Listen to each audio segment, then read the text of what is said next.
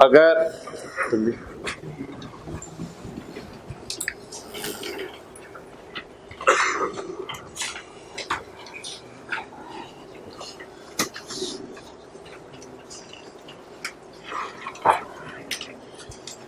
Restart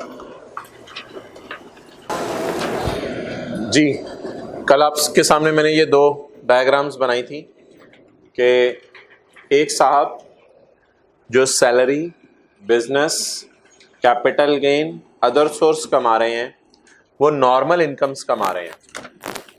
तो जो बंदा नॉर्मल इनकम्स कमा रहा हो, वो बंदा जो सफ़ा गवर्नमेंट को जमा कराता है, उस सफ़े का नाम होता है रिटर्न ऑफ इनकम।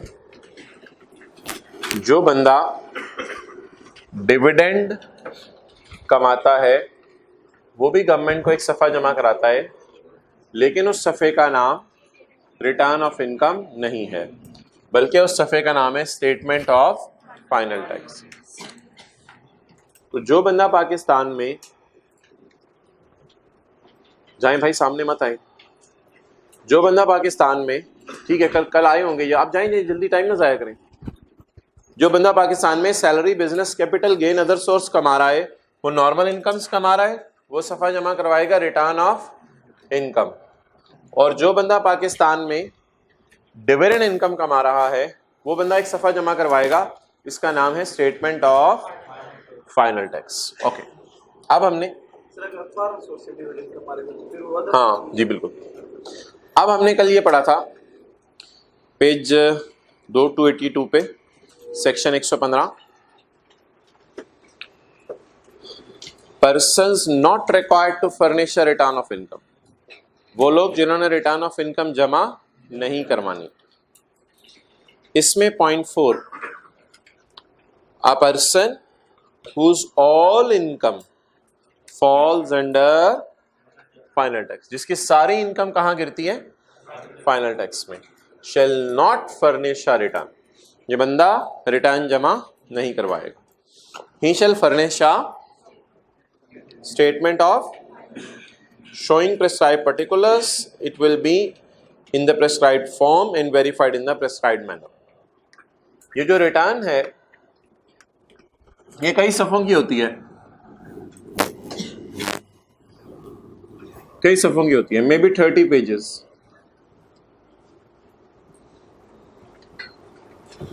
और ये एक पेज की होती है statement of final tax. Return में आगे फर्स्ट रो में आ जाए, रिटर्न में सबूत अटैच हुआ होता है ज़कात का, टैक्स क्रेडिट्स का।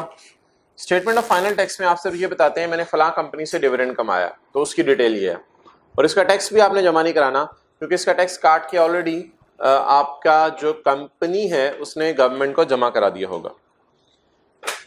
अब बात करते हैं कि एक साहब ने आपको कहा आके, मिसाल के तौर पे आपके वालिद साहब ने आके कहा बेटा मैंने बिजनेस इनकम कमाई है, तो मैं रिटर्न ऑफ इनकम जमा कराता हूं, आपको पता है, तो मैं भूल जाता हूं रिटर्न जमा कराना, ऐसे ही कभी याद रहती है कभी भूल जाता हूं रिटर्न जमा कराना। एफबीआर वाले मेरे खिलाफ क्या कर सकते हैं? पेज 281 पे आए। 281 पे कल हमने पढ़ा था पॉइंट नंबर 5। पॉइंट नंबर 5 में हमने ये पढ़ा था कि अगर एक बंदा रिटर्न जमा ना करवाए तो उससे पिछले 5 सालों की रिटर्न मांगी जा सकती, ये हमने पढ़ा था। और पॉइंट 4 में हमने ये पढ़ा था कि पिछले 5 सालों की रिटर्न बनाने में टाइम लगता है, इसलिए कम से कम उसको 30 दिन तो हम देंगे, 30 दिन उसको देंगे जिसमें वो रिटर्न्स बना के ले आएगा। लेकिन बुरा बच्चा है 10 साल, वो बात छोड़ें, सिंपल बात, आम हालात में पिछले 5 साल की रिटर्न, तो आप वाले साहब को बताएंगे वो पिछले 5 साल की रिटर्न आपको जमा करानी पड़ेगी। वो एफबीआर वाले आ सकते हैं, अगर आपने किसी भी साल की रिटर्न जमा नहीं कराई उसमें से पिछले 5 साल की मांग सकते हैं आपसे। आपको इंज़मामुल हक मिला और वो कहते हैं भाई मैंने तो कमाई डिविडेंड रहा हूं, मैंने पेप्सी के, नाइकी कंपनी के शेयर खरीद के रखे हुए, बस मैं कमाई डिविडेंड रहा हूं, तो मैं क्या करूं? मैं स्टेटमेंट जमा कराना भूल जाता हूं, मुझे बताओ मेरे से कितने पिछले सालों की स्टेटमेंट मांगी जा सकती है। तो वही बात जो कल हमने रिटर्न के लिए पढ़ी थी, वही बात पेज 282 के ऊपर आज स्टेटमेंट के लिए लिखी हुई है। सेक्शन 115 5 और 6 पेज 282 5 और 6 लिख लें, same as 4 and 5 of previous page. 5 और 6 के साथ लिख लें सेम एज, पेज 282 पे आए, 5 और 6 के साथ लिख लें same as page 281, same as page 281 4 and 5। उधर ये 4 and 5 है, उधर ये 4 and 5 है जी। पढ़ें page 282.5, a person who has not filed a statement of final tax, एक बंदा जिसने स्टेटमेंट ऑफ फाइनल टैक्स जमा नहीं करवाई। पिछले सफे पे जाएं, पॉइंट 4, उसमें क्या लिखा हुआ था, a person who has not furnished a return, बात एक ही है, लेकिन उधर रिटर्न की बात हो रही है इस सफे पे। The commissioner may issue him a notice to furnish it within 30 days from the date of, बिल्कुल एज इट इज पिछला सफा सामने रखें। कमिश्नर मे अलावा लॉन्गर, उधर शॉर्टर भी लिखा हुआ था, इधर सिर्फ लॉन्गर लिखा हुआ है। अगली बात पिछले सफे पे जाएं, पॉइंट 5, पिछले 5 मुकम्मल सालों की रिटर्न मांगी जा सकती है। सिमिलरली अगर एक बंदा डिविडेंड इनकम के ऊपर जो है वो जमा नहीं करवा रहा, तो पिछले 5 सालों की डिविडेंड इनकम के लिए स्टेटमेंट ऑफ फाइनल टैक्सेस से मांगी जा सकती है। Point 6, above notice may be issued for any of the last 5 completed tax years. जी, अगर दोनों कमा रहा है तो दोनों जमा कराएगा, यानी सैलरी बिजनेस भी कमा रहा है, डिविडेंड भी कमा रहा है, फिर वो भी जमा कराएगा, ये भी जमा कराएगा।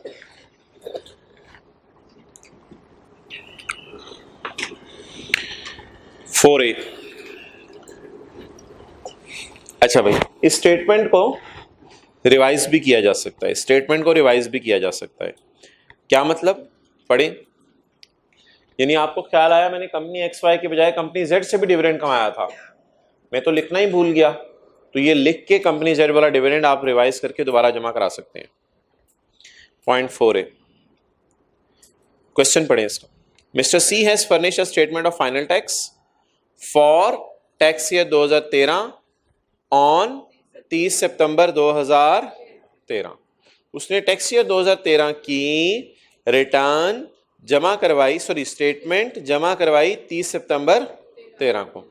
सब्सिक्वेंटली बाद में ही फाउंड एन एरर, उसको स्टेटमेंट में, किताब के तो देखना, subsequently he found an error in the statement, बाद में उसको स्टेटमेंट के अंदर एक गलती पकड़ी गई। What is the time limit, what is the time limit for revising the statement, वो स्टेटमेंट कब तक रिवाइज कर सकता है। तो भाई असूल ये है,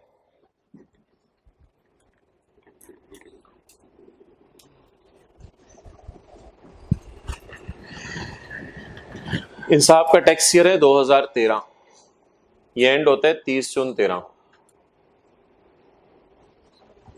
अगला साल एंड होगा 30 जून 14, 2014 का साल है। अच्छा, अब एक बंदा है, उसने 2013 के एंड पर PTCL ने उसको डिविडेंड दिया, ये लो भाई डिविडेंड। अब 30 जून 13 के एंड पे खड़े होकर वो सोच रहा है मैंने क्या जमा करानी है, स्टेटमेंट ऑफ फाइनल टैक्स। उसने क्या किया, गुड सिटीजन था,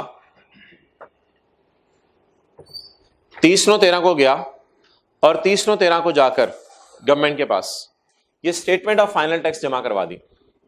यानी साल खत्म होने के बाद भाई प्लीज दूसरों को डिस्टर्ब ना किया करें, जब बात मुकम्मल हो फिर बैठा करें जी।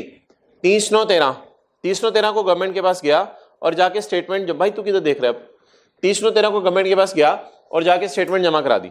जब ये स्टेटमेंट इसने जमा करवा दी तो यहां कहीं इसको ख्याल आया कि इसमें गलती है। अब ये सही कर सकता है गलती, एक ऑप्शन है 2025 में ख्याल आया गलती है, बहुत देर हो गई है, अब आप रिवाइज नहीं कर सकते। तो अब शर्त ये है कि कब तक आप रिवाइज कर सकते हैं, तो जवाब उसका ये है कि 5 साल के अंदर रिवाइज कर सकते हैं। कितने साल के अंदर? 5 साल के अंदर। अब there can be 3 starting points. पहला स्टार्टिंग पॉइंट ये हो सकता है कि यहां से 5 साल गिनना शुरू करें।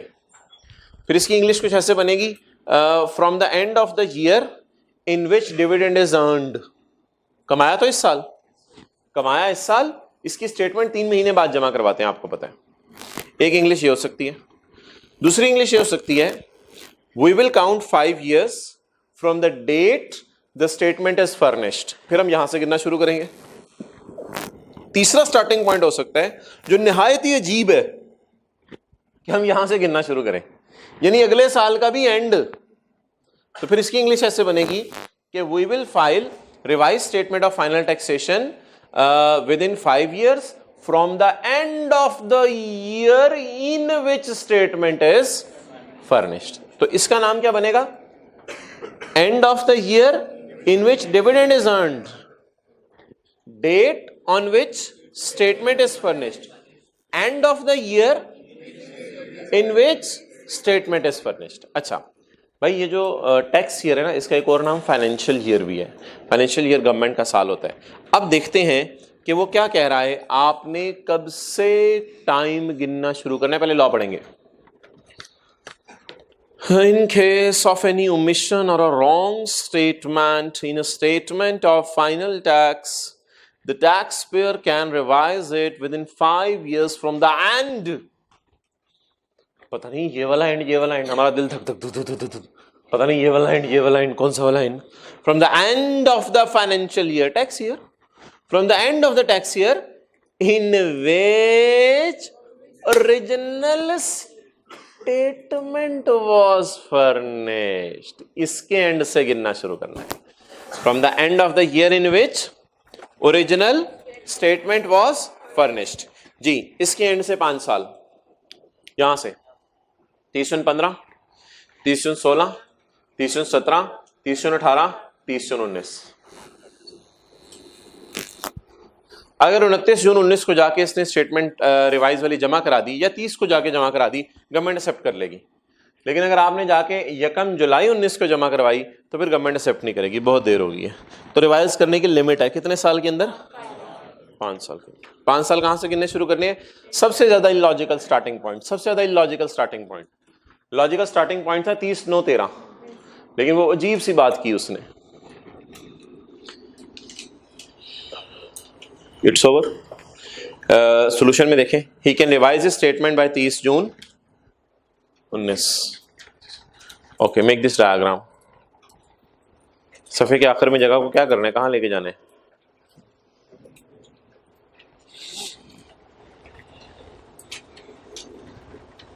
एक मिनट, कमाया किस साल है डिविडेंड? गुड। उसकी स्टेटमेंट कब जमा कराई? 14 के शुरू में, शुरू ही बनता है तकरीबन 14 के शुरू में। लेकिन गिनना कब से शुरू करना है? 14 के एंड से।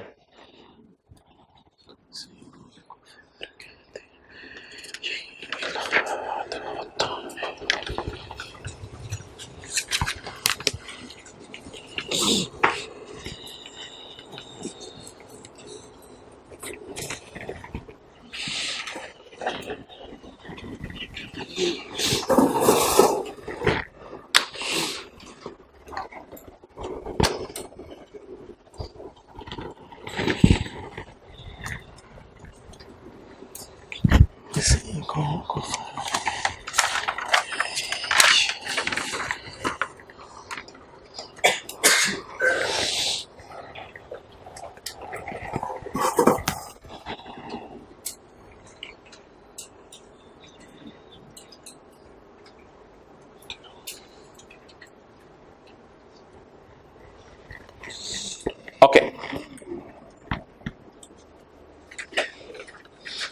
जी, कल वाले 100 पेजेस निकालें।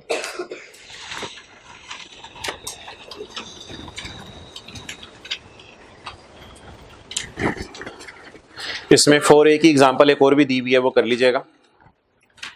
4A की पेज 2 कल वाले हैंडरन नोट्स। 4A की एग्जांपल एक दी हुई है, वो भी कर लीजिएगा। एक और भी दी हुई है ना, डायग्राम से बनी हुई है। पेज 2 ही, पेज 3 पे क्यों जा रहे हैं? 4A लिखा हुआ है कहीं? 4A टिक कर लें। एक और एग्जांपल दी हुई है, खुद ही कर लीजिएगा। अच्छा, इसी पेज पे रहें। पॉइंट 4 पे स्टेटमेंट ऑफ फाइनल टैक्स बनी हुई है, बनी हुई है, और आगे रिटर्न भी बनी हुई है, बनी हुई है, और रिटर्न के साथ लिखा हुआ है मे बी 30 पेजेस, और स्टेटमेंट ऑफ फाइनल टैक्स लिखा हुआ है single page.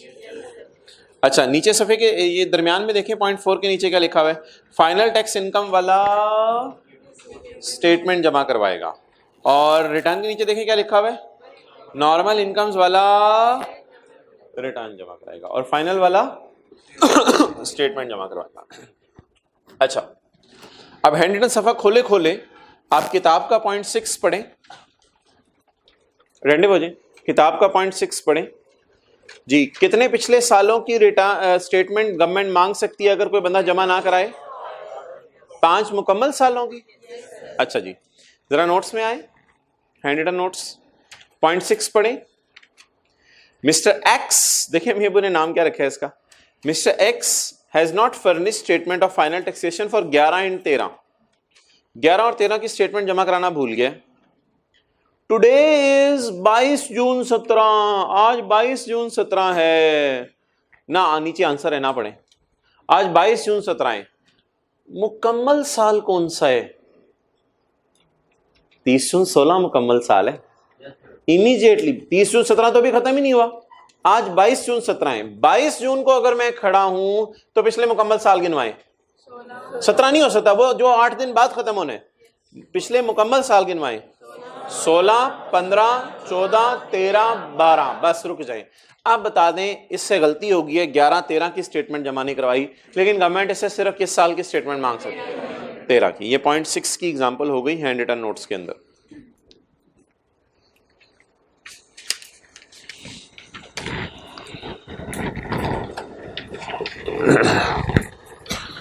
Hand written notes में पेज 3, इसको पेज 3 फाड़ दें। पोस्टल में पुराने लॉ वाला आ गया हुआ है, अब लॉ में थोड़ी चेंज आ गई है, ठीक है। पेज 3, ठीक है। अभी अपनी पॉकेट में डाल लें, नीचे नहीं करना, नीचे से उठाने वाले भी इंसान ही होते हैं, नीचे नहीं फेंकना, जेब में डालें, जेब में डाल लो, बैग में डाल लिया, बैग में डाल लिया। ओके, पेज 3 आपको कल दे दिया जाएगा। अच्छा, ये जब भी जरूरत महसूस हुई। अगला सफा निकाल लें, सेक्शन 116।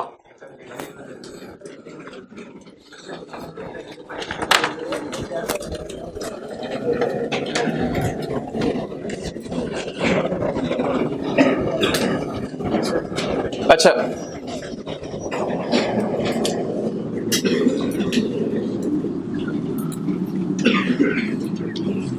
जी आपके वालिद साहब शायद इनकम फ्रॉम सैलरी कमा रहे, शायद इनकम फ्रॉम बिजनेस कमा रहे, और इंजमाम डिविडेंड कमा रहे। कौन सी इनकम कमा रहे? डिविडेंड। अब आपके वालिद साहब ने, आपको पता है क्या जमा करानी है? रिटर्न फाइल करनी है। किसकी रोशनी में? सेक्शन 114 की रोशनी। इंजमाम ने रिटर्न फाइल नहीं करनी, इंजमाम ने स्टेटमेंट ऑफ फाइनल टैक्स जमा करानी है। सेक्शन 115 का एक वाज़ेह पॉइंट है इसमें, जहां लिखा हुआ जमा करानी है 115 का 4, जिसकी सारी इनकम फाइनल है वो स्टेटमेंट जमा करवाएगा।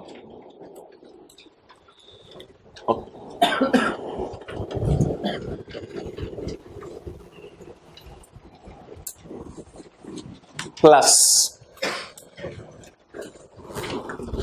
आपके वालिद साहब साल के एंड पर गवर्नमेंट को जाके बताएंगे कि मैंने कितनी सैलरी कमाई, कितनी बिजनेस कमाया, और इंजमाम जाके साल के एंड पे गवर्नमेंट को बताएगा कि मैंने कितना डिविडेंड इनकम कमाई।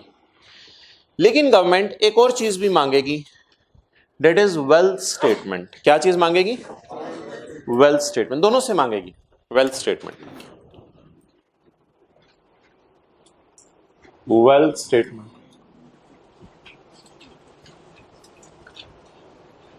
सेक्शन 116।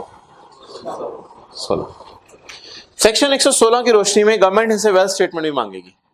वेल्थ स्टेटमेंट का मकसद क्या होता है? वेल्थ स्टेटमेंट का मकसद सुनने क्या होता है? वेल्थ स्टेटमेंट के साथ आपने कोई टैक्स जमा नहीं कराना होता। इसमें salary, business, capital gain, other source की डिटेल नहीं होती।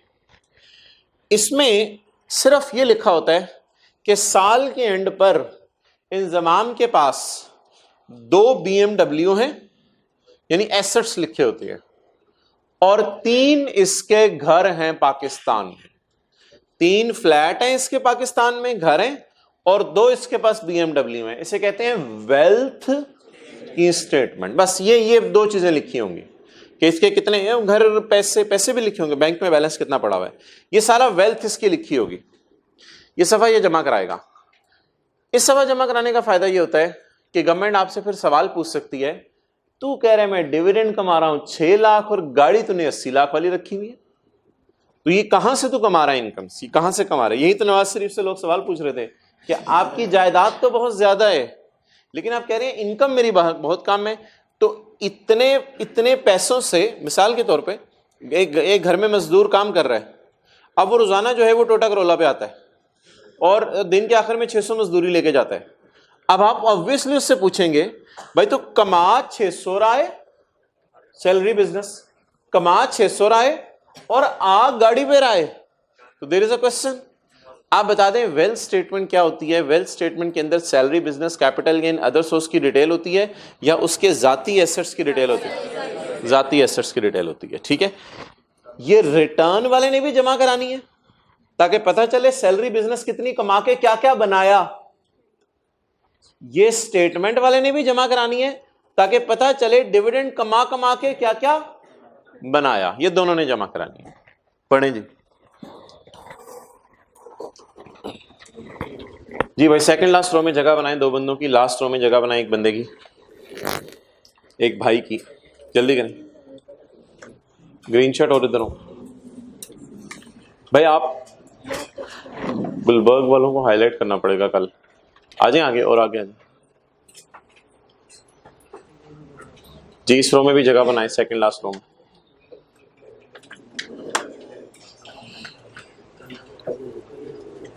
ओके, पढ़ें जी। Section 116 wealth statement. हिम्मत करके कल आना है, हिम्मत करके आते रहने, छुट्टी नहीं करनी। टिकट करा भी लिए तो कैंसिल करवा ले। सेक्शन 116 आउट सेशन वालों को कह रहा हूं, क्या होगा एक दिन घर लेट चले जाएंगे, कोई बम नहीं फट जाना। सेक्शन 116.1 इतने बड़े बड़े रिस्क लेते हैं, इतनी फीसें देके क्लास पूरी छोड़ देते हैं, क्लास ही छोड़ देते हैं। पॉइंट 1, कमिश्नर में by notice require any individual to file a KD वाली स्टेटमेंट, वेल्थ स्टेटमेंट। इसमें क्या क्या होगा? Particulars, total assets and total liabilities of the person. Inzamam, तुम्हारे एसेट्स कितने हैं, तुम्हारी बीवी के एसेट्स कितने हैं, तुम्हारे मुन्नों के एसेट्स कितने हैं, और अगर तुम्हारे वालिदैन तुम्हारे साथ रह रहे हैं और तुम्हारे पे डिपेंडेंट हैं तो उनके एसेट्स कितने हैं ऑन द डेट स्पेसिफाइड, किसी खास दिन। Assets transferred by the person. Wasim Akram को क्या तोहफे में दिया है? सुना है गाड़ी दे दी है तोहफे में। ओ तरीक है, लुट मची हुई है। Assets transferred by the person, कौन कौन से एसेट तुमने इस साल ट्रांसफर कर दिए हैं? और to any other person during the period specified in the notice. During the period, एक खास अरसे में। देख लें किताब की तरफ साथ साथ, कुछ नहीं होता। And the consideration for transfer, और कितने में ट्रांसफर किया, हो सकता है मुफ्त में किया हो सकता है पैसे देके ट्रांसफर किया हो। द डिटेल ऑफ एक्सपेंडिचर, क्या खाते हो, चिकन खाते हो, मटन खाते हो? अच्छा, हफ्ते में कितनी दफा चिकन खाते हो, हफ्ते में कितनी दफा मटन खाते हो? अच्छा भाई, साथ स्वीडिश में क्या खाते हो? अच्छा, कपड़े कौन से वाले खरीदते हो, जूते कहाँ से खरीदते हो? जरा बताओ तो डिटेल ऑफ एक्सपेंसेस, ताकि पता चले तुम कैसे जी रहे हो दुनिया में। The detail of expenses income, भाई ये रिकॉर्ड भी रखना पड़ेगा सीए करने के बाद। वेल्थ स्टेटमेंट जमा कराने के लिए जरूरी है। अगर आपके वाले साहब रिकॉर्ड नहीं रखते तो ये एक उनकी तरफ से फॉल्ट, ऐसा लफ्ज़ नहीं कहना चाहिए। Point C, the detail of expenses incurred by the person. ठीक है, आज के बाद हर चीज़ की रसीद बेशक ना संभाल के रखिएगा, लेकिन रिकॉर्ड सफ़े पे लिखते जाइएगा, ताकि अगर कभी टैक्स वाले साहब के पिछले 4-5 साल की वेल्थ स्टेटमेंट मांगने आ जाए तो आपके पास कम से कम रिकॉर्ड हो के घर में खर्चा किस किस बात में होता है, आटा कितना आया, चीनी कितनी आई। The detail of expenses incurred by the person his बीवी, ओ हिज बच्चे and other dependents during the period specified in the notice and a wealth reconciliation statement. Wealth reconciliation statement हम बनाएंगे जब आप छुट्टी से होके आएंगे, वेल्थ रिकॉन्सिलिएशन स्टेटमेंट बनाएंगे। नीचे बनी हुई है अगले सफ़े पे, देखिए न्यूमेरिक का सा सॉल्व हुआ हुआ है अगले सफ़े पे। तो ये वेल्थ रिकॉन्सिलिएशन स्टेटमेंट हम बनाएंगे जिसमें हम साबित करेंगे इसकी जायदाद साल के शुरू में कितनी थी और रिकंसाइल करके साल के एंड पे कितनी है, और दोनों में रिकंसाइल करेंगे वजह क्या बनी जायदाद के बढ़ने की, नवाज शरीफ का डेटा लेके। Point D, wealth reconciliation statement बन गई। It will be furnished by the due date specified in the notice. भाई पॉइंट 1 ने कुछ नहीं बताया कि वेल्थ स्टेटमेंट किसने जमा करानी है। अब सवाल ये है जमा किन किन लोगों ने करानी है। अच्छा, रिटर्न किस किसने जमा करानी है? Company, individual, AOP having income greater than 4 lakh, non profit organisation, और जो है वो वेलफेयर इंस्टीट्यूशन, और जो है वो जिसके पिछले 2 सालों के अंदर कभी टैक्स पे कर दिया, और जिसकी जो है वो इमूवेबल प्रॉपर्टी है, और जिसके पास जो है वो गाड़ी है। इन लोगों ने रिटर्न जमा करानी है। स्टेटमेंट किसने जमा करानी है? जो नॉर्मल इनकम्स नहीं कमा रहा, सारी इनकम्स फाइनल टैक्स वाली है, उसने स्टेटमेंट जमा करानी है। और वेल्थ स्टेटमेंट किन लोगों ने जमा करानी है? प्लीज वेल्थ स्टेटमेंट दोनों ने जमा करानी है। ये बात कहां लिखी हुई है अब पढ़ लेते हैं। अल्लाह अकबर। Point 2, every resident individual shall furnish a wealth statement and wealth along with return,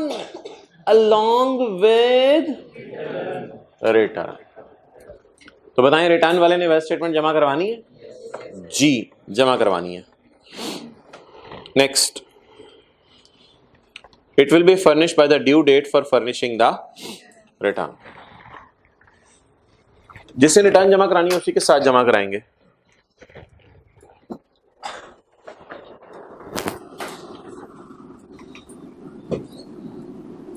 एक पार्टनरशिप फर्म है, उसके 2 पार्टनर हैं, ए बी, ये इसके पार्टनर्स हैं। पार्टनरशिप फर्म के 2 पार्टनर्स हैं, ए और बी। इन्होंने रिटर्न फाइल करनी होती है इनकम फ्रॉम बिजनेस की। आमतौर पे पार्टनरशिप फर्म बिजनेस इनकम करती है, बाकी भी करती हैं। इन्होंने भी क्या जमा करानी है? Wealth statement. लेकिन ये 2 वेल्थ स्टेटमेंट्स जमा करवाएंगे क्योंकि पार्टनर कितने हैं? 2, और अगर 3 पार्टनर हैं तो 3 वेल्थ स्टेटमेंट्स जमा करवाएंगे। ठीक है। अब अगर कोई आपसे पूछे पाकिस्तान में कितने लोगों ने वेल्थ स्टेटमेंट जमा करवानी है, आपने कहना है 3 किस्म के लोगों ने। हर वो इंडिविजुअल जो salary, business, capital gain, other source कमा रहा है, हर वो इंडिविजुअल जो डिविडेंड कमा रहा है, और हर वो पार्टनरशिप फर्म, बल्कि उसके सारे पार्टनर्स जो पार्टनरशिप का कारोबार कर रहे हैं, उनके सारे पार्टनर्स ने भी रिटर्न जमा करवानी है, वेल्थ स्टेटमेंट जमा करवानी है। क्या नहीं, रिटर्न पार्टनरशिप फर्म में हम पढ़ेंगे, कारोबार एक है तो रिटर्न एक ही होती है। वो सिर्फ प्रॉपर्टी के लिए था, मैं बिजनेस की बात कर रहा हूं। बिजनेस में इकट्ठा होगा सारा। ये चैप्टर 12 में आपको इस बात का जवाब मिलेगा जब हम एओपी के न्यूमेरिकल्स करेंगे। रिटर्न एक ही जमा कराती है पार्टनरशिप फर्म, लेकिन तीनों अपनी जायदाद अलग अलग बताएंगे। ये मैं फिर नोट करने के टाइम दे दूंगा आपको। Every member of an AOP shall furnish a wealth statement and a wealth along with the return of AOP। 3 को छोड़े, 4। अब ये वाला रह गया, इसका जिक्र नहीं अभी तक हुआ, ये वाला रह गया। A person other than a company or AOP who pays tax under finance। Inzamam ना AOP है ना कंपनी है, अब इंजमाम की बात करें। A person who pays tax under, ये इंजमाम की बात करें, shall also file a and wealth। जी देखें भाई ऊपर 2 की पहली लाइन में किसका जिक्र हुआ है? वाले साहब का। 2 की पहली लाइन में क्योंकि लफ्ज लिखा हुआ है along with return, पहली लाइन में ढूंढे कहीं लफ्ज लिखा हुआ है along with return। 2 की आखिरी लाइन में किसका जिक्र हुआ है? AOP के पार्टनर्स का। और 4 में किसका जिक्र हुआ है? जो स्टेटमेंट फाइनल टैक्स जमा करा रहे हैं। नोट कर लें, इन तीनों लोगों ने क्या जमा करवानी है?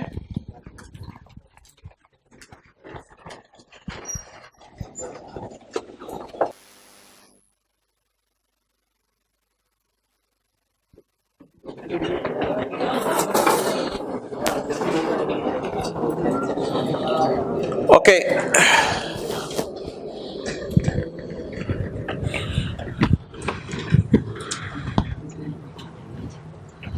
बस अब एक छोटी सी बात रहेगी कि क्या हम वेल्थ स्टेटमेंट को रिवाइज करके जमा करा सकते हैं?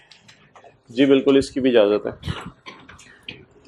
इफ अ पर्सन, पॉइंट कौन से 3 है ना, if a person discovers any omission और इन वेल्थ स्टेटमेंट, ठीक है। बेगम की गाड़ी लिखना भूल ही गया वेल्थ स्टेटमेंट में। बेगम ने कहा इतनी बड़ी गाड़ी तुझे नजर नहीं आई, कहता मेरी आंखों के आगे पर्दा आ जाते कभी कभी। बेगम ने कहा पक्का पर्दा भी आना एक दिन। If a person discovers any omission or wrong statement in wealth statement, मियाँ बीवी ऐसे होने चाहिए एक दूसरे को आखिरत की याद दिलाते रहें, और ये अल्लाह की नज़र में खुश नसीब मियाँ बीवी हैं। If a person discovers any omission or wrong, कुछ मियाँ बीवी कपड़ों की, पर्दों की, घर की, सोफ़ा चेंज करने की, सिर्फ यही बातें करते रहते हैं और इसी हाल में मौत आ जाती है। If a person discovers any omission or wrong statement in wealth statement, अगर उनको गलती निकल आए वेल्थ स्टेटमेंट के अंदर तो क्या करें? He can revise it before receipt of notice for amendment। कभी गवर्नमेंट वाले आते हैं कि हम आपकी असेसमेंट को बदलने लगे हैं। अब जब गवर्नमेंट वाले आते हैं कि हम आपकी असेसमेंट यानी आपके टैक्स की जजमेंट को बदलने लगे हैं, कहते हैं हम तो खुद ही आ रहे थे वेल्थ स्टेटमेंट रिवाइज करने, गवर्नमेंट वाले कहते हैं अब नहीं। तो बताएं कब तक वेल्थ स्टेटमेंट जमा करवाई जा सकती है? जब गवर्नमेंट वालों का डरावा है कि हम आपका ऑडिट करने आ रहे हैं और रिकॉर्ड चेक करने आ रहे हैं, तब वेल्थ स्टेटमेंट रिवाइज की जा सकती है। जो उससे पहले पहले मरने से पहले तौबा की जा सकती है। मरने के यही कह रहा है, कहते हैं आप तो टैक्स वाले आ गए हैं, वो तो मारेंगे आपको, मरने से पहले तौबा करनी है, मरने के बाद वाले नहीं कबूल। If a person discovers any omission or a wrong statement in wealth, आज ही सारे गाने डिलीट कर देंगे, बस आपके में तो है ही नहीं। If a person discovers any omission or wrong statement in wealth statement, he can revise it before, और किसी को बताना भी नहीं, बस अल्लाह के लिए। ही can revise it before receipt of notice, डरावा आने से पहले, बिफोर रिसीट ऑफ डरावे में टैक्स वाले क्या करते हैं? बदल देते हैं हमारी असेसमेंट को। असेसमेंट से मुराद टैक्स असेसमेंट, जो हमारा टैक्स होता है उससे बदल देते हैं। A revised wealth reconciliation in reason of revision will also be filed. तो what is the difference between wealth statement and wealth reconciliation statement? Numerical में ज्यादा बेहतर समझ आएगा, लेकिन वेल्थ स्टेटमेंट होती है साल के शुरू की और एंड की, और रिकॉन्सिलिएशन होती है उनके दरमियान में क्या चेंज आई, जायदाद में क्या चेंज आई। अच्छा, अब 2 और 4 की हेडिंग हो जाएगी who is required to file.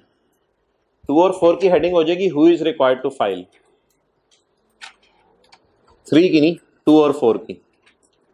और 3 की हेडिंग हो जाएगी रिवीजन। 2 और 4 की हेडिंग हो जाएगी who is required to file, और 3 की हेडिंग क्या हो जाएगी? रिवीजन। और 1 की हेडिंग हो जाएगी पर्टिकुलर्स। 1 की हेडिंग हो जाएगी पर्टिकुलर्स।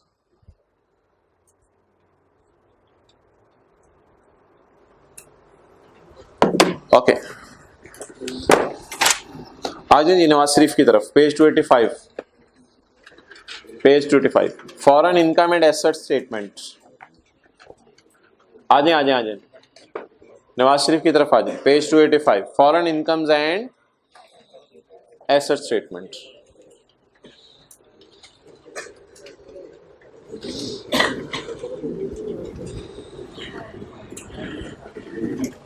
पढ़े जी। Every resident individual, every Nawaz Sharif having Nawaz Sharif का स्टेट 183 से ज्यादा है ना आजकल पाकिस्तान में, आजकल तो पाकिस्तान ही है। Every resident Nawaz Sharif having foreign income equal to or greater than 10,000 US dollar, 10,000 US dollar तो कुछ भी नहीं है नवाज शरीफ के सामने, equal to or greater than 10,000 US dollar, having foreign assets with a value equal to, or 1 lakh US dollar से तो वो 1 लाख US डॉलर का तो एक फ्लैट जो है उससे महंगा कहीं आता है, 1 लाख से 2-3 लाख का तो फ्लैट आता है उधर, तो इसलिए 1 लाख US डॉलर तो कुछ भी नहीं है उसके सामने।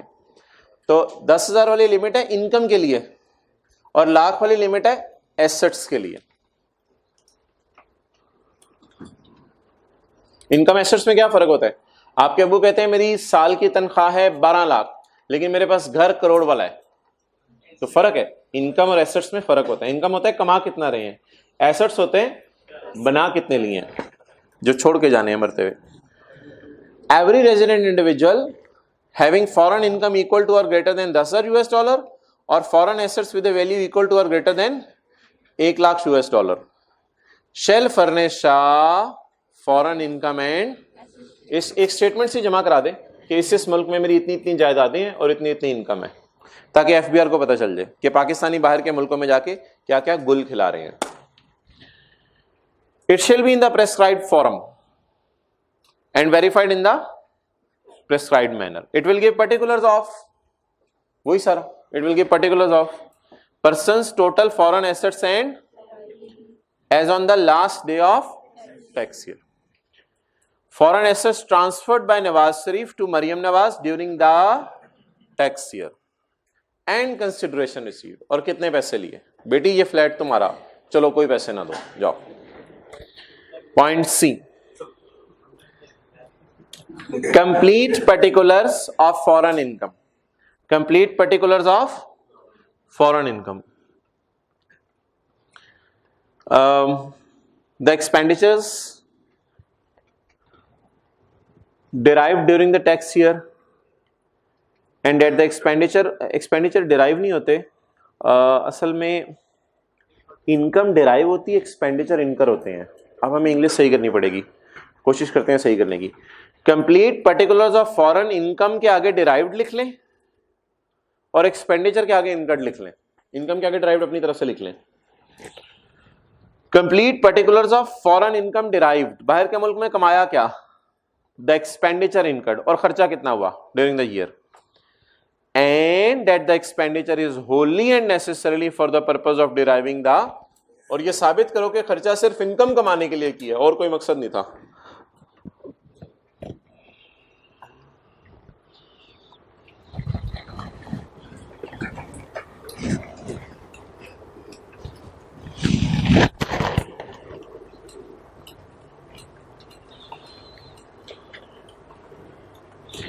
जी, पॉइंट 2 के लेफ्ट पे सवाल लिखें, पॉइंट 2 के लेफ्ट पे थोड़ा सा ऊपर करके लिखना शुरू कीजिएगा। पॉइंट 2 के लेफ्ट पे Mister Wasim Akram, Mister Wasim Akram has a owns a, Mister Wasim Akram owns a flat, कौन से मुल्क में उसने शादी की थी, ऑस्ट्रेलिया। ये हालात सारे बताएं। Mister Wasim Akram owns a flat in Australia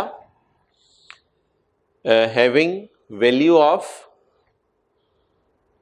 1,10,000 US dollar.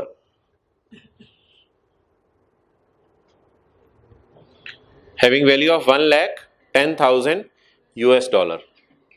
He has not filed the statement. He has not filed, करनी है ना, करनी थी उसने क्योंकि 1,10,000 है ना। He has not filed the statement. What power is available to commissioner?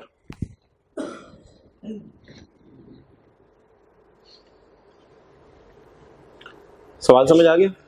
बस जवाब आगे पढ़ लें, पॉइंट 2 पढ़ लें। कमिश्नर क्या करेगा वसीम अकरम के साथ, जवाब आगे पढ़ लें, पॉइंट 2।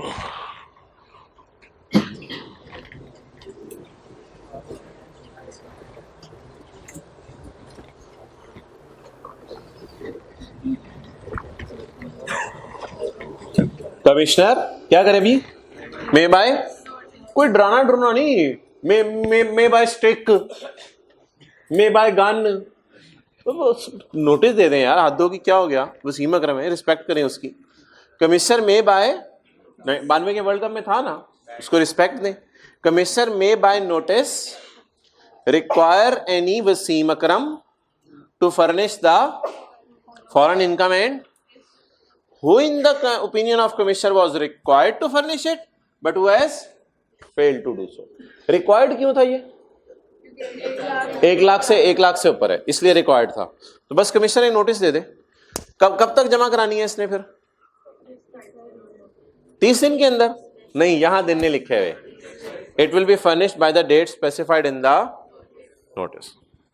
ये जो नोटिस में डेट लिखी होगी वो जमा कराएगा जी। आप बता दें 116A वाली किन लोगों ने जमा करानी है? 10,000 और 1 लाख से ज्यादा वाले, बस ये इन्होंने जमा करानी है।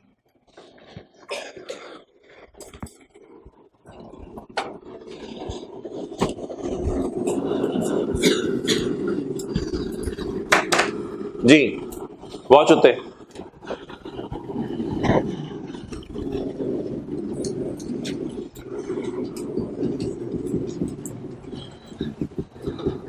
यकम जुलाई 18, सर्दियों का सीजन था।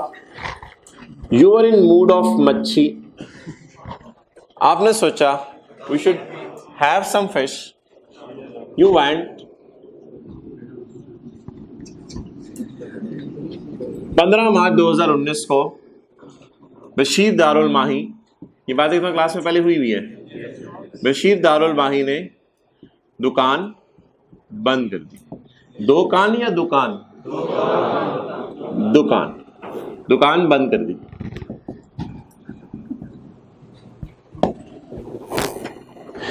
क्या बशीर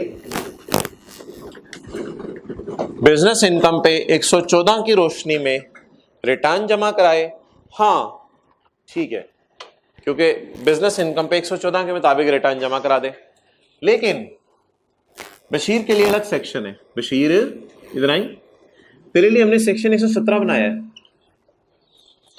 तुम बिजनेस की रिटर्न जमा ना कराओ, तुम पहले एक नोटिस दो, हमें इन्फॉर्म करो कि मैंने दुकान बंद कर दी है। नोटिस के बाद तुम्हारी बिजनेस इनकम है, उस पर क्या जमा करा दो? रिटर्न।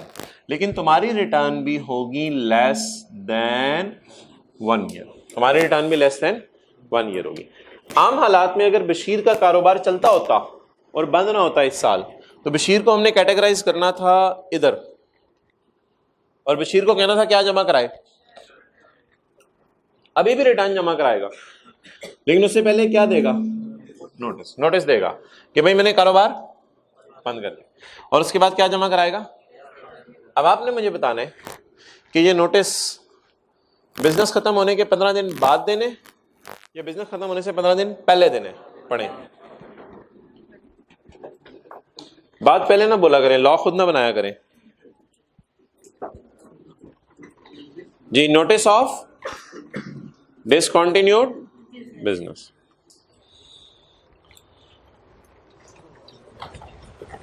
अबशीर लिख लें, अबशीर, तो मैं नोट करने का टाइम दूंगा।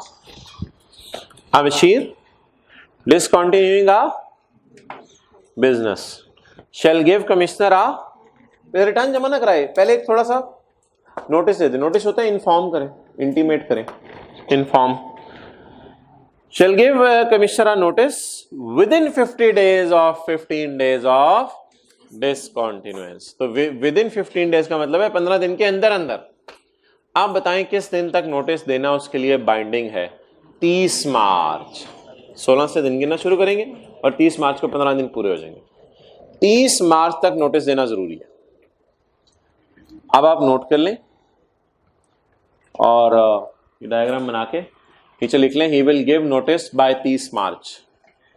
वो 30 मार्च तक नोटिस देगा। 31 मार्च को अगर देगा तो ये फिर बुरा बच्चा है, टाइम पे नहीं दिया नोटिस।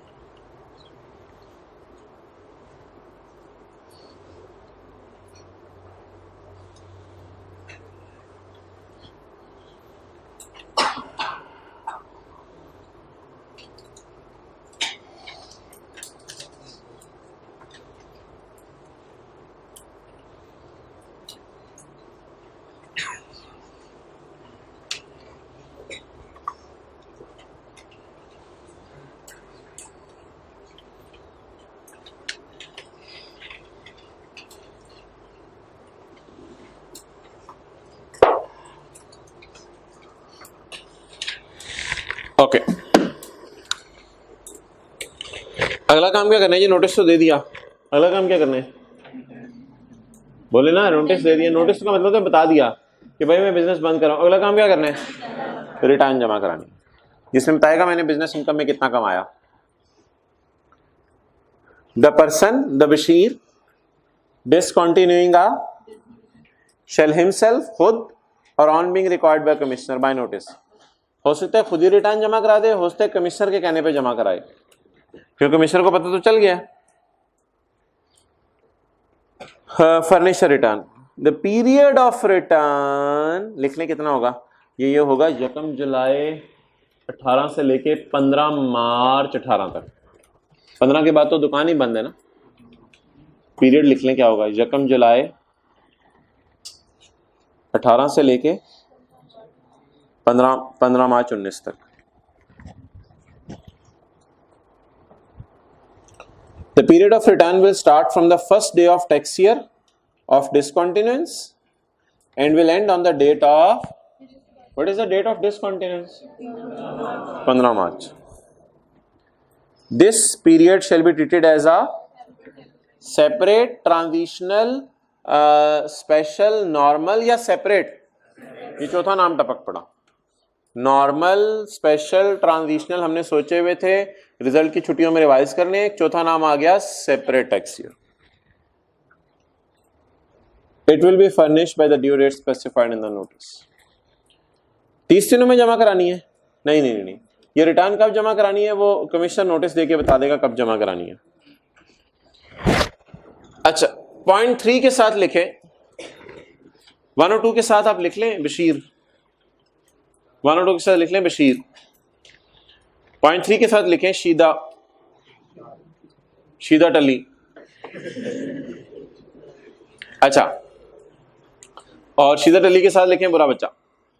लिख लें घर में किसने किताब आपकी देखनी है? किसने देख भी ली तो पेज 285 किसने खोलना है? अच्छा जी, शीदा टली बुरा बच्चा। भाई क्यों बुरा बच्चा है? बिजनेस बंद किया 15 मार्च को, 5 शॉप थी इसकी। बिजनेस बंद किया 15 मार्च को, 15 मार्च को बिजनेस बंद किया, ना नोटिस दिया ना रिटर्न जमा कराई, और मैं चुप करके सोया हुआ। कह रहे देखी जाएगी, कारोबारी बंद कर दिया, मैं क्यों एफबीआर के पास जाऊं? हालांकि फॉर्मल प्रोसीजर होता है, आप एफबीआर को बताएं मेरा कारोबार बंद हो गया है, नोटिस दिया, उसके बाद रिटर्न जमा कराई। You should behave like Bashir, but you are not Bashir, you are Sheeda. So point 3, if a Shida does not give notice of discontinuance, अब किस बंदे की बात हो रही है? जिसने नोटिस ऑफ डिसकंटिन्यूएंस नहीं दिया।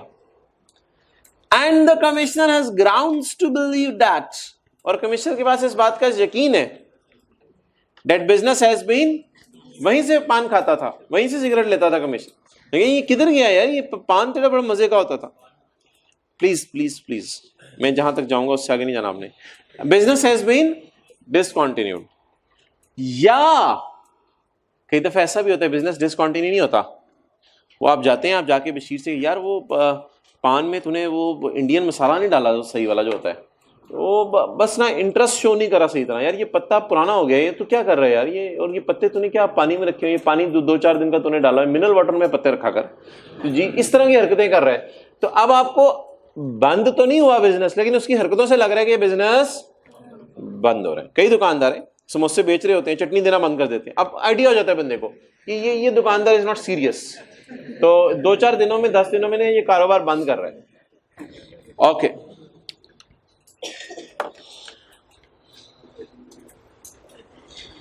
या बंद कर दे या बंद करने वाला हो, दोनों सूरतों में। ही में ही से मुराद कमिश्नर है। Commissioner may serve notice to furnish the return. Commissioner will notify the period for which return is required. अच्छा भाई, आइडियल हालात बताएं किसमें है, 1 और 2 में। 1 में क्या, आप नोटिस दें, नोटिस देके 2 में रिटर्न जमा कराएं। बुरे हालात क्या हैं कि नोटिस देना भूल गए, तो ऐसी सूरत में अब किसके पास पावर अवेलेबल है? आपको फील नहीं हो रहा पॉइंट 3 में छोटा सा जुर्म और उसकी सजा? 3 पढ़े, 1 और 2 में कोई जुर्म नहीं, कोई सजा नहीं। जरा नोट करें, 3 में जुर्म भी है, सजा भी है। जुर्म ढूंढे कहीं, tax payer does not give notice of discontinuance, ये जुर्म है। सजा ढूंढे, ना ना ना ना, ही में सर्व, ही में सर्व, ही में सर्व सजाए, ही में serve a notice to furnish the कि तुम रिटर्न जमा करा। ले भाई, हमारी रिटर्न्स खत्म हुई और क्या कहते हैं 118 तो सिर्फ डिस्कस करेगा कि कितने महीने के अंदर आपने रिटर्न जमा करानी है। कल हम वेल्थ स्टेटमेंट बनाएंगे, कल हम प्रॉपर वेल्थ स्टेटमेंट बनाएंगे, वेल्थ स्टेटमेंट का न्यूमेरिकल सॉल्व करेंगे। जी, पास पेपर की तरफ आ जाए।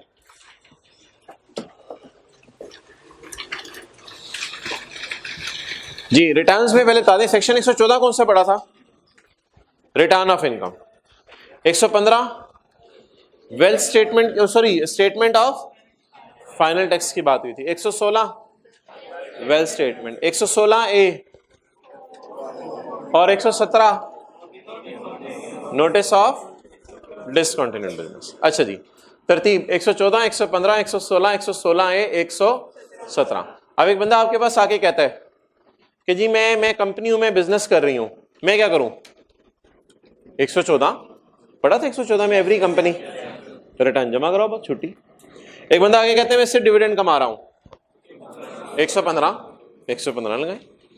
अब एक बंदा कहता है कि मैं कारोबार भी कर रहा हूं, सैलरी भी कमा रहा हूं, मेरी जायदाद भी है कुछ, मैं साथ क्या जमा कराऊं? Wealth statement. एक बंदा कहता है मेरे बाहर के मुल्क में $10,000 से ज्यादा इनकम है, और एक बंदा आगे कहते हैं मेरा कारोबार बंद हो रहा है, मुझे बताओ मैं क्या करूं, मुझे काम बताओ मैं क्या, वो okay.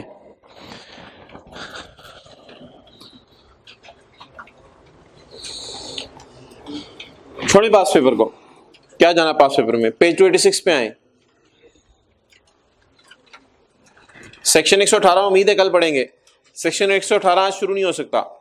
Section 119, section 119, a person required to furnish a return. एक बंदे ने क्या जमा करानी है? A person required to furnish a statement. एक बंदे ने क्या जमा करानी है? A person required to furnish a may apply to commissioner for, किसी को तारीख याद हो रिटर्न जमा कराने की? 30 सितंबर। क्या रिटर्न जमा कराने की तारीख? अगर एक बंदा कहते हैं मैं 30 सितंबर को जमा नहीं करा सकता, तो क्या कर ले? रिक्वेस्ट करके एक्सटेंशन ले ले। The application for extension will be made by the due date of furnishing the, तो लिखे 30 सितंबर से पहले पहले एप्लीकेशन देनी है, 30 सितंबर से पहले पहले एप्लीकेशन देनी है। पॉइंट 2 की उर्दू लिखें, 30 सितंबर से पहले पहले एप्लीकेशन देनी है कि मैं टाइम पे जमा नहीं करा सकूंगा। पूरी बात लिखें कि मैं टाइम पे जमा नहीं करा सकूंगा।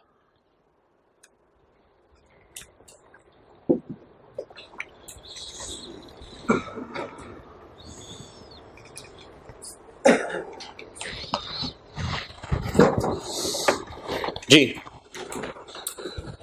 ये देखिए, एक साहब है, पूरा साल उनका बिजनेस चला, उन्होंने कब तक गवर्नमेंट के पास जाने अपनी रिटर्न लेके? 28 को चले गए गवर्नमेंट के पास। एफबी कमिश्नर गया, कमिश्नर प्लीज मैं रिटर्न टाइम पे जमा नहीं करा सकता। 28 सितंबर को आप जाके बता रहे हैं मैंने 30 को नहीं आना, मान जा, मैं नहीं आ सकता 30 को। अब कमिश्नर आपसे वजह पूछेगा, क्यों, शर्म नहीं आती तुम्हें, सारे लोग 30 को आएंगे, तुम क्यों नहीं 30 को आओगे? 4 रीजंस एक्सेप्टेबल है, 5वीं रीजन एक्सेप्टेबल नहीं है। 4 रीजन एक्सेप्टेबल है, क्यों नहीं आ सकते तुम 30 को? शर्म नहीं आई तुम्हें? एब्सेंस फ्रॉम पाकिस्तान, 28 को आपने फोन कॉल की, hey commissioner how are you, I am talking from England, I want to talk to you, I cannot come on 30th September because I am in England now। इस तरह कर के आपने phone बंद। पहली वजह क्या होगी?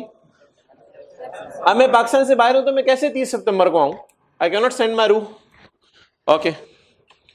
बी, ओ कमिश्नर क्या हाल है भाई, मैं डॉक्टर हॉस्पिटल में बेड नंबर 4 पे लेटा हूं, मैं बहुत बीमार हूं, मैं नहीं आ सकता। ठीक है जी, ना सिकनेस। और कमिश्नर में एडवेंचर पे मिस हो गया हूं वहीं पे, मुझे खुद समझ नहीं आ रही मैं किधर हूं इस वक्त। ओके। और एनी अदर 30 सितंबर को शादी है, यकम को वलीमा है मेरा। और 10 मैं किस तरह हूं? तुम भी इस उम्र से गुजरे होगे, इसी तरह के जज्बा आप बातें करके ना कमिश्नर को जज्बाती करना है, ठीक है? तुम्हारी भी शादी होगी, अगले दिन वलीमा हुआ होगा, मैं क्या करूं? आप घर वालों ने तारीख सेट कर दी है, मैं कह रहा था मैंने रिटर्न जमा कराने जाते हो कि तू पहले शादी कर। Any other reasonable cause? Paper है आई कैप के, मैं उनकी तैयारी कर रहा हूं, मैं नहीं आ सकता। कमिश्नर में उठा जूता, मे ग्रांट द एप्लीकेंट एंड, जी भाई कितनी वजूहात होगी जिनकी वजह से रिलैक्सेशन मिल सकती? 3। अब कमिश्नर इसको कहेगा चल जा 12 साल तक रिटर्न जमा ना करा, मजे कर, मजे कर, 12 साल बाद आ जी, शादी होगी तेरी, 12 साल बाद आ जी, 12 साल बाद आके रिटर्न जमा कराई। नहीं नहीं भाई, 12 साल नहीं मिलेंगे, 15 साल भी नहीं मिलेंगे, सिर्फ 15 दिन मिलेंगे। 30 सितंबर है तो 15 अक्टूबर तक आ जाना। अब मुझे नहीं पता तुम्हारी शादी डिले हो रही है, जो भी हो गया, अगली डेट पड़ गई, उससे मुझे कंसर्न नहीं, बस तूने आना है। Okay. Point 4, the extension should not exceed 15 days from the due date. Due date अभी क्या बताइए? 30 सितंबर। इसी सफे पर हैं, कहां जा रहे हैं? वो बहुत जल्दी है आपको। In exceptional circumstances I am still sick on 15 October, I am still in doctor hospital, doctors are saying I am taking last सांसे, how can I come and deposit the return? You are saying file the return, मैं घर वालों को कह रहा हूं कफन खरीदो। In exceptional circumstances longer time may be granted, longer time में भी। बस अगले सफे वाला नहीं पढ़ना, बहुत हो गया, एक दिन में इतना नहीं पढ़ते। अच्छा, अब सेक्शन 119 रिवाइज करा दें। पॉइंट 1, चुप चुप चुप, मैं पढ़ाऊं। रिटर्न वाला इजाजत मांग सकते कि मैं लेट आऊंगा? पॉइंट 1 पे नजर रखें। ये वाला इजाजत मांग सकते हैं मैं लेट आऊंगा? ये वाला इजाजत मांग सकते हैं मैं लेट आऊंगा? दूसरा सवाल, पॉइंट 2, इजाजत कब तक मांगी जा सकती है? 30 से पहले, 30 के बाद? जहरी भाई 30 से पहले इजाजत मांगी, बाद में जाके तो नहीं बताना कि मुझे इजाजत दे दो मैं लेट आऊंगा। तू आया है लेट, 30 से पहले पहले बताने। इजाजत कितनी सूरतों में मिल सकती है? 3। पाकिस्तान में नहीं है, बिस्तर पर है, मिस एडवेंचर और अदर। इजाजत कितने दिनों की आम हालात में मिलेगी? और इन एक्सेप्शन सर्कमस्टांस, जैसे आई कैप की फीस होती है ना, लिखा होता है इस तारीख तक जमा करा दें, अगर इस तारीख तक जमा नहीं कराई तो कम से कम इस तारीख तक तो जमा करा ही दें। तो एक्सटेंशन कितने दिनों की मिलेगी? सेक्शन 119 की हेडिंग पढ़ लें, extension of time for furnishing returns. आए पास पेपर्स पे।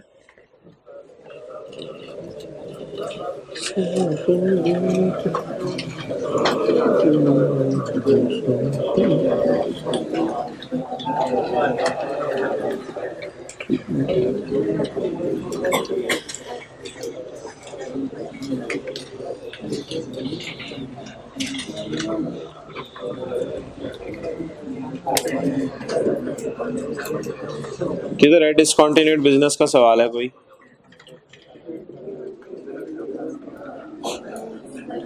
क्वेश्चन 37 से पीछे पीछे है। 33 में डिसकंटिन्यू नहीं हो रहा।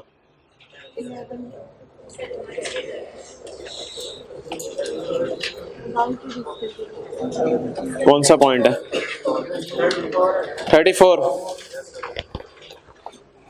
34 state the requirements which a person should comply with on discontinuing a business। मेरा सवाल सिर्फ आपसे ये है कि 117 का 1, 2 ये लिखने या 3?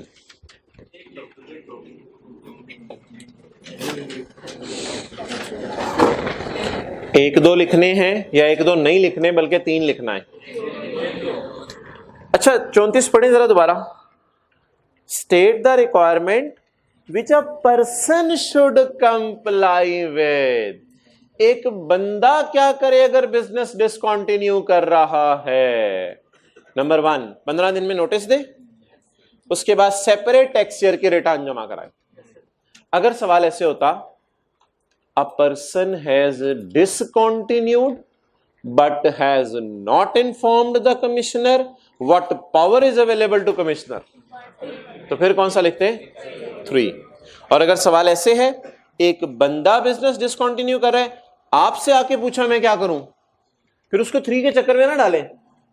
वो तो 3 बुरे बच्चे को सजा है, उसे 1, 2 के चक्कर में डालें। उसे के 2 काम कर लो बस। नंबर 1 रिक्वायरमेंट्स अंडरलाइन करें। नंबर 1 रिक्वायरमेंट्स को अंडरलाइन करें सवाल में आके।